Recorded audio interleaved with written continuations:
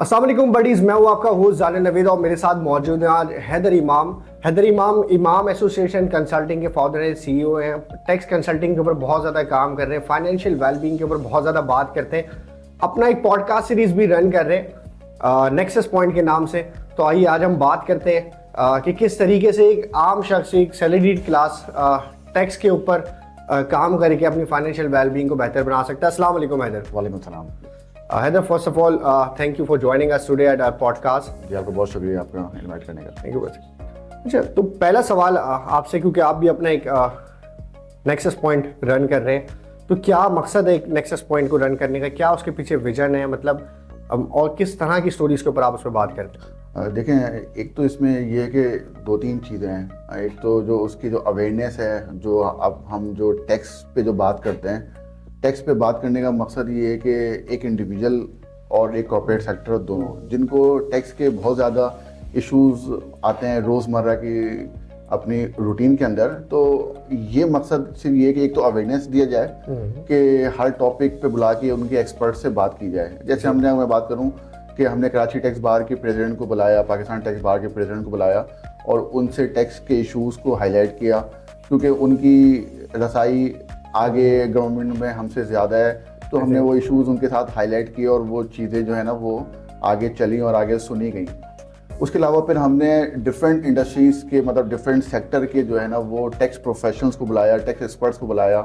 किसी से foreign investments के ऊपर बात की, किसी से इकनॉमी के ऊपर बात की, किसी से जो है ना वो हमने जो टैक्स के जो नॉन फाइलर्स के इशूज़ के ऊपर बात की, सैलरीड क्लास के ऊपर बात की, जो आजकल जो सस्पेंशन और जो ब्लैक लिस्टिंग के टैक्स के मामला जो चल रहे हैं लोगों के। हर कंसल्टेंट, हर कंपनी अपने तौर पे तो ज़रूर अप्रोच करती है एफबीआर को और अपने मसाइल के लिए बात करती है। तो हमने सोचा कि इसको क्यों ना हम एक फॉर्मल करके और टैक्स एक्सपर्ट्स को बुला के जो रूटीन के जो टैक्स इश्यूज़ हैं उस पर उनसे बात करें, उन पे एडवाइस लें उनसे। टैक्स अवेयरनेस के ऊपर काम करें। एक तो हमारा ये मकसद ये है कि टैक्स अवेयरनेस भी होगा कि जो जूनियर्स होंगे या जो नए लोग होंगे, जो इंडस्ट्री के लोग होंगे, वो इन चीज़ों को सुनेंगे और हो सकता है उनके मसाइल यहाँ पे सॉल्व हो सकें। दूसरा मकसद ये है कि चूँकि हर कंपनी, हर कंसल्टेंट जो इशूज़ उनको आते हैं वो एफबीआर को अप्रोच करते हैं, वो गवर्नमेंट को अप्रोच करते हैं उन चीज़ों को सही करने के लिए। तो हमने ये इस तरह से एक प्लेटफॉर्म बनाने की कोशिश हम इसको कर रहे हैं कि वो इश्यूज़ हम पॉडकास्ट में हाईलाइट करें ताकि ये चीज़ें वहाँ तक भी पहुँचें। क्योंकि हमने काफ़ी पॉडकास्ट किए जिसका रिस्पांस हमें काफ़ी जगह से आया, उनके एफबीआर के जो कमिश्नर, एफबीआर के जो अफसरान हैं उनसे भी आया। उन्होंने भी उन चीज़ को सुना और ये कुछ चीज़ें कि उनकी नॉलेज में होती हैं और कुछ चीज़ें उनकी नॉलेज में नहीं भी आ पाती। तो इन पॉडकास्ट के सिलसिले से, डिस्कशंस के थ्रू जो ये नॉलेज वहाँ पे उनके पास भी जानी शुरू हुई। और इनफैक्ट बल्कि हमने अगले कुछ पॉडकास्ट में एफबीआर की तरफ से जो मेंबर्स हैं उनको भी इनवाइट किया हुआ है। एफबीआर के जो रिप्रेजेंटेटिव हैं उनको इनवाइट किया हुआ है ताकि हम ये व्यू, अभी तो हम एक टैक्स पेयर का एक व्यू हम बताते हैं, एक कॉर्पोरेट सेक्टर का व्यू बता रहे हैं कि उनको क्या प्रॉब्लम्स हैं। कुछ प्रॉब्लम उनको भी है डेफिनेटली, उनको भी टैक्स पेयर से, हाँ, एफबीआर को भी टैक्स पेयर से प्रॉब्लम है। उनके भी जो इश्यूज हैं कि जो लोग टैक्स रिटर्न फाइल नहीं करते या डॉक्यूमेंट कंप्लीट फाइल नहीं करते या अपने आप को कंप्लाइंट टैक्स पेयर नहीं बनाते, तो हम एक व्यू उनका भी लेना चाह रहे हैं। इंशाल्लाह आगे हमारे इस सीरीज के अंदर वो लोग भी आएंगे एफबीआर से कि जो अपना व्यू बताएंगे और हम उनके व्यूज को भी लेके उनके करके ये जो गैप है उसको कंप्लीट करने की कोशिश। तो बस एक इस तरह से एक अवेयरनेस एक प्रोग्राम है कि जो अकाउंटेंट्स हैं हमारे, जो अपनी कंपनीज के अंदर अपने कंपनी के फाइनेंशियल मैटर देखते हैं, टैक्स उनका एक मेजर इशू होता है, एक मेजर एक रोल होता है। तो इन चीज़ों को सुन के, डिफरेंट इशूज़ को सुन के वो यकीनन सीखेंगे भी और ये इशूज़ जो है ना वो उसको सॉल्व करने की वो एबिलिटी भी रखेंगे अपनी। बिल्कुल। तो एक्चुअली ये सारा एक इस पॉडकास्ट का मकसद था। अच्छा, इस पॉडकास्ट को हम आगे भी कुछ बढ़ाने जा रहे हैं। अभी तो हम टैक्स एक्सपर्ट से बात कर रहे हैं, अब हम आगे जाके इंशाल्लाह इसको जो है हम चीफ एग्जीक्यूटिव्स के ऊपर भी हम जा रहे हैं, डिफरेंट लॉयर्स के ऊपर भी जा रहे हैं। अब हम सेक्टर वाइज भी बात करेंगे कि फार्मा के टैक्स के इशूज़ क्या हैं, इसी तरह से टेक्सटाइल के अंदर टैक्स के इशूज़ क्या हैं। अभी तो हम ओवरऑल बात कर रहे हैं, अब तो हम फर्म लेवल पे टैक्स के लोगों से बात कर रहे हैं।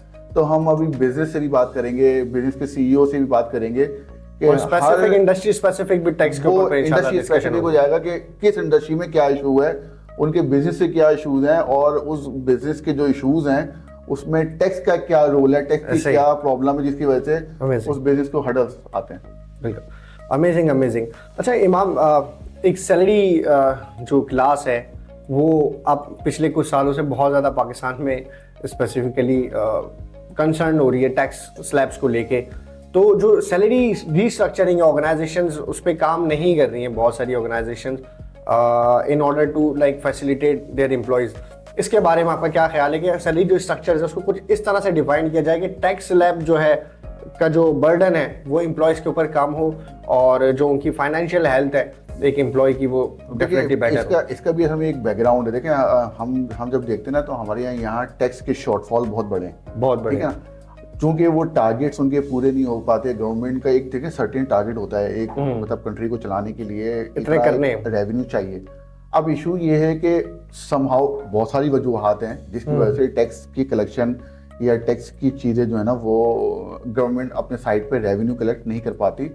तो उनके लिए एक आसान टारगेट होता है सैलरीड क्लास का, ठीक है ना। अब सैलरीड क्लास चूंकि एक एम्प्लॉय कहीं जॉब कर रहा है तो उसकी सैलरी में से टैक्स की विथहोल्डिंग हो जाती है और टैक्स जमा हो जाता है।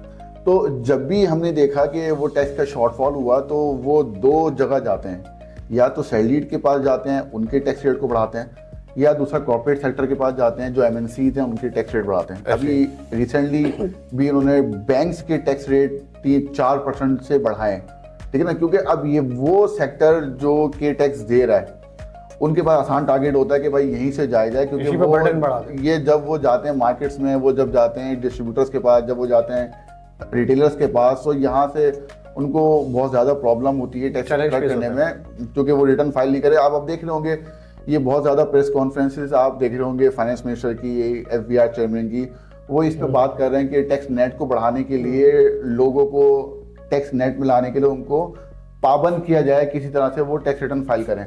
अब चूंकि एक बहुत बड़ा हिस्सा हमारा जो कि मैं नहीं कह रहा, जो कि हमारे ये ऑफिशियल्स FBR के कोड करते हैं कि बहुत बड़ा हिस्सा, बहुत बड़ा सेक्टर जो है वो टैक्स नेट में नहीं आ रहा। अब क्या करेगी गवर्नमेंट? अब गवर्नमेंट क्या करेगी? यकीनन वो जाएगी उसी जगह पे जहाँ पे उसको टैक्स आसानी से मिल रहा है। तो किसी भी MNCs के ऊपर, किसी भी कॉर्पोरेट सेक्टर के ऊपर, किसी भी सैलरीड क्लास के ऊपर टैक्स आसानी से इकट्ठा हो जाता है। तो इस वजह से जो है ना वो हर दफ़ा उन्हीं के ऊपर टैक्स बर्डन डाल के और टैक्स कलेक्ट करने की कोशिश करते हैं वहाँ से। इसमें हमने देखा रिसेंटली टैक्स अलायंस भी एक पिछले बजट जब आया तो वो एक्टिव हुई बहुत ज़्यादा सैलरीड क्लास में।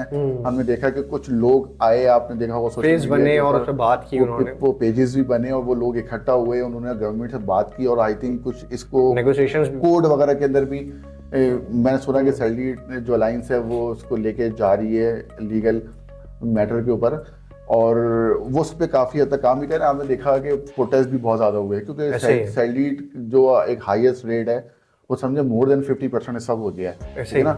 मोर देन 50% टैक्स देने के बाद वो जब अपने पैसे टेक होम लेके जाता है तो उसके लिए सर्वाइव करना यहाँ पे आसान नहीं है, मुश्किल। जहाँ पे आप देख रहे हैं कि एक्सपेंसेस और महंगाई जो है ना वो रोज़ बरोज़ बढ़ती जा रही है।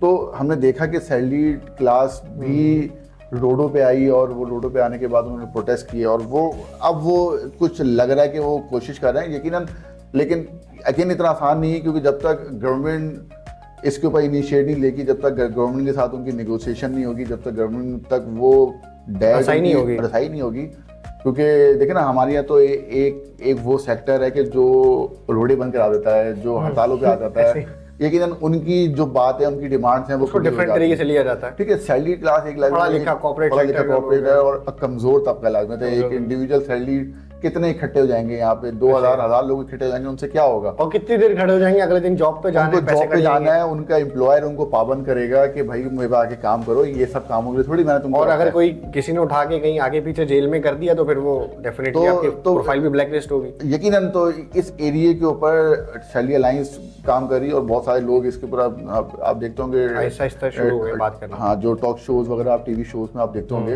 इसमें बहुत ज्यादा बात की जाती है। चूंकि ये टैक्स इसलिए बढ़ता जा रहा है क्योंकि ये सेक्टर एक तो कमज़ोर है और फिर दूसरा ये कि गवर्नमेंट के लिए एक आसान टारगेट है इसको टैप करना है। फिर ऐसे अमेजिंग। अच्छा हैदर, रिसेंटली एक tax law amendment bill pass होने जा रहा है, 2024 के अंदर प्रपोज हुआ था और वो एंड मराहिल के ऊपर है, जिसके अंदर नॉन फाइलर्स को बहुत ज़्यादा बाउंड किया जा रहा है, उनको ऊपर रिस्ट्रिक्शंस बहुत ज़्यादा लगाई जा रही हैं। वो मतलब उसके बारे में थोड़ी सी डिटेल्ड हमें बताएं कि मतलब वो बिल है क्या, उस अमेंडमेंट में क्या चीज़ें हैं और नॉन फाइलर्स को उससे क्या नुकसान होने वाला है। देखें, ये काफ़ी अर्से से हम देख रहे हैं कि नॉन फाइलर को वो पाबंदियां उन पे बढ़ाए जा रहे थे। अब इस टैक्स लॉ अमेंडमेंट बिल 2024 में अगर देखेंगे ना, तो सिर्फ नॉन फाइलर पे पाबंदियां नहीं लगा रहे, अब वो कुछ फाइलर के ऊपर भी रिस्ट्रिक्शंस लेके आ रहे हैं। अब वो इस तरह से लेके आ रहे हैं कि पहले ये होता था कि नॉन फाइलर होता था कोई भी, तो प्रॉपर्टी परचेज करने पे उसकी विथहोल्डिंग आप बढ़ा देते थे, वो गाड़ी परचेज करने जाए तो उस पर विथहोल्डिंग बढ़ा देते थे, और डिफरेंट एटसोर्ट जो उसकी विथहोल्डिंग होती थी वो नॉन फाइलर्स की वो बढ़ा देते थे ताकि वो नॉन फाइलर में कन्वर्ट हो सके। अब वो तो अनफॉर्चुनेट है कि वो उस तरह से नहीं हो सका जिस तरह से गवर्नमेंट चाह रही थी कि वो नॉन फाइलर अपनी जगह पे नॉन फाइलर ज्यादा टैक्स दे के भी वो नॉन फाइलर ही रह देते। अब इस टैक्स लॉ अमेंडमेंट का मकसद ये है कि अब वो इन पे बिल्कुल पाबंदी लगाने जा रहे हैं, मतलब अब वो परचेज ही नहीं कर सकते अगर वो फाइलर नहीं है।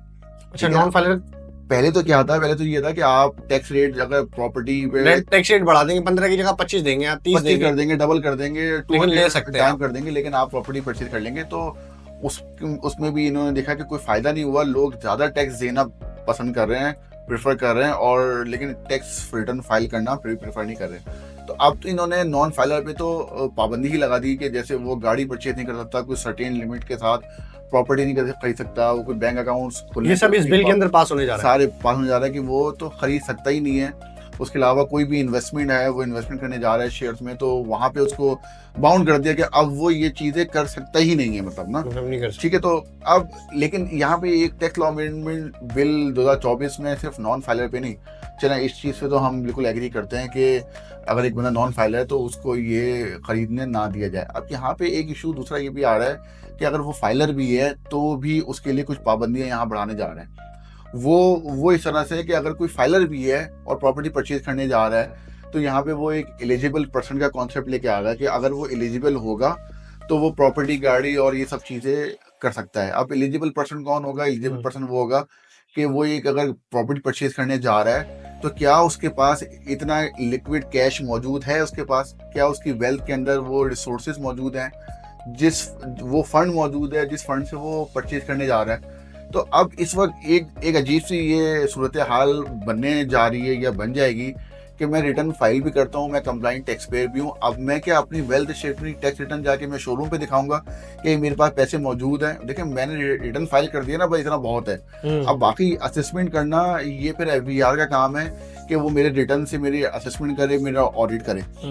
अब मैं प्रॉपर्टी परचेज करने जाऊँ तो भी मैं वो दिखाऊं, सोर्स ऑफ फंड दिखाऊं, मतलब कि मेरे पास पैसे मौजूद होने चाहिए, मैं गाड़ी तो खरीद रहे ना, गाड़ी परचेज करने जाऊं तो अब ये मुझे अपने टैक्स रिटर्न वहां उनको जमा कराने पड़ेंगे, ये एक हेक्टिक काम है।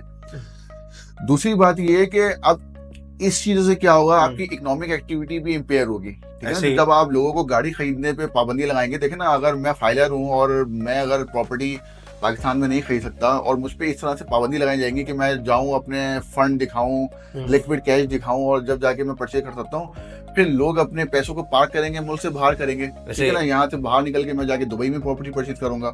तो इसका मतलब तो ये है कि अगर आपने फाइलर्स के ऊपर भी इस तरह से ये रिस्ट्रिक्शन लगानी है कि वो अपने डॉक्यूमेंट दिखाएं और फिर वो ये करें, तो फिर उसका एक दूसरा इम्पैक्ट ये आएगा, आपकी इकोनॉमिक एक्टिविटी जो है ना वो रुकने जा रही है इन चीजों से, ठीक है ना। दूसरा ये कि फंडामेंटल राइट्स का भी अब ये लॉयर्स बताएंगे इस पे कि देखे ना, एक फंडामेंटल राइट्स की भी एक अगेंस्ट है ये बात कि मैं एक टैक्स रिटर्न फाइल करता हूँ, मेरे पास सब चीज़ें मौजूद हैं और मुझे ये सब चीज़ों को परचेज करने नहीं दिया जा रहा, ठीक है ना। तो अब मैं गाड़ी परचेज करूँ, मतलब ये पाबंदियाँ लगाना ये फंडामेंटल राइट्स भी है और इसके अलावा इकोनॉमिक एक्टिविटी को भी आपकी रोकेगा।